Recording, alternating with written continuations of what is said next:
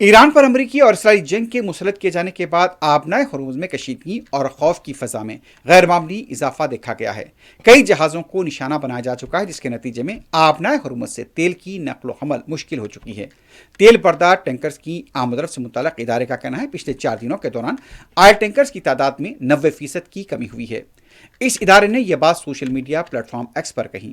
ایرانی فوجی حکام کا دعویٰ ہے کہ انہوں نے تیل برادری کے لیے اس اہم راستے کو جنگ کی وجہ سے اپنے دشمن ملکوں کے جہازوں کو نشانہ بنانا شروع کیا ہے۔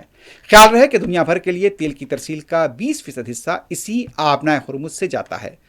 اہم اب بین الاقوامی انٹیلیجنس ذرائع کے مطابق تیل کی نقل و حمل میں کافی کمی آئی ہے۔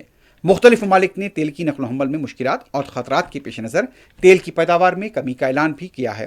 اس میں عراق سب سے نمایاں ہے۔ تیل کی نقل و حمل سے متعلق ماہر میٹرائٹ کے مطابق آبنائے ہرمز کی صورتحال و گرگوں ہیں۔ خیال رہے کہ نیچرل گیس کی بھی ترسیل کے لیے آبنائے ہرمز ایک اہم بڑا راستہ ہے، جہاں سے یورپ اور مشرق وسطیٰ کے درمیان نقل و حمل ممکن ہوتی ہے۔ تاہم قطر نے حالیہ ایرانی میزائل حملوں کے بعد گیس کی پیداوار کو روک دیا ہے۔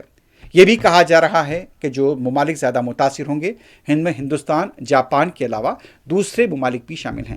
یورپ پر بھی اس کا گہرا اثر پڑ سکتا ہے اور چین بھی اس سے متاثر ہو رہا ہے۔